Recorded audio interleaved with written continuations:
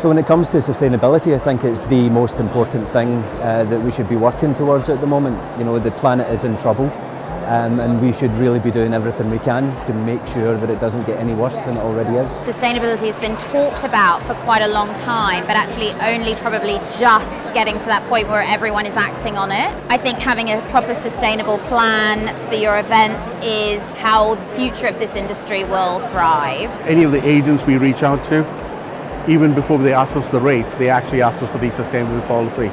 So it is quite on the agenda because every company, every business, every person wants to show they are being responsible. People are very much more conscious of what the carbon footprint is of their event, especially the bigger ones where people are flying in from abroad. They're also conscious, I think, of the multiple days out the office. Waste in terms of single-use plastics, carpets being used one time for exhibition floors. That's a huge part of the conversation that a lot of our side of the industry are looking at. Sustainability does not only go with doing digital, not to have people moving, but it's also events are important to be in person. People need to reduce their impact. Of course, the event industry can play a major role. It needs to be on the agenda.